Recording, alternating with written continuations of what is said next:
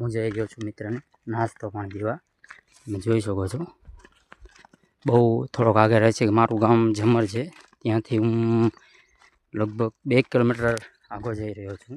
નાસ્તો પાણી જોઈ શકો છો. આમાં નાસ્તો છે, ખીચડી છે, કચરિયું છે અને એક બીજું પડીકું છે અને દૂધની થેલી છે. એના માટે નાસ્તો દેતા એક વિચાર આવ્યો મને કે કોઈક ગરીબ માણસની મદદ કરવી સારી. આપણે જેમ બને ગમે તેવી નાની મોટી મદદ કરો, તમને મન ઉપર આવે એવી.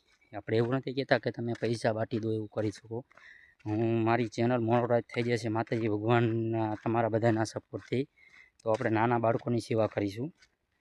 મારે કોઈ એવું સપનું નથી. આજે આપણે જીવીએ છીએ, કાલ મરી પણ જવાના છીએ. એટલે એવું આપણે કોઈ સપોર્ટ નથી રાખતા કે જેનેથી આપણે જીવવાના છીએ, અમર લઈને પાટો લઈને આવ્યા છીએ, જીવશું. પરંતુ ના, આપણે બાળકોની સેવા કરીશું.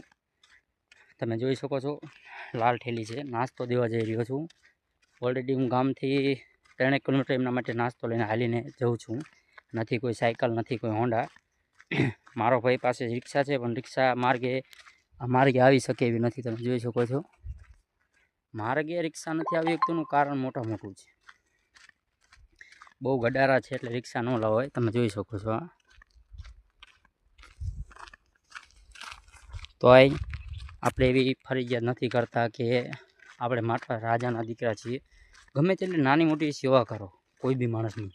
વાડીમાં રહેતા હોય કે જે બીજે ત્રીજે રહેતા હોય, માણસોની સેવા કરો. નાના બાળકો હોય તો ભલે ને મોટા હોય તો ભલે. આ ઘઉં છે, અમારે અહીંયા જીરું ને ઘઉં બહુ હોય છે.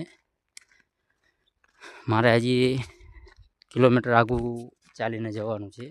હું અફસોસ નથી કરતો એવો કોઈ માણસને મને શું કહેશે, કોઈ બોલે નથી બોલતા. તમે સપોર્ટ કરો કે જેનાથી હું આગળ આવી શકું અને નાના બાળકોનું કે કોઈ ગરીબ ઘર બહાર હોય એમની આપણે સેવા કરીશું. પરંતુ અત્યારે હું કારખાને જઈ રહ્યો છું. મારા મમ્મી પપ્પાની મજબૂરી એવી છે કે કારખાને જવું પડે છે મારે.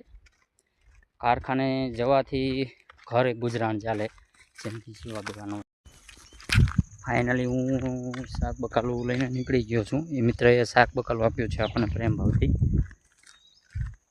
ઘર તરફ જઈ રહ્યો છું. આગળ ઘર તરફ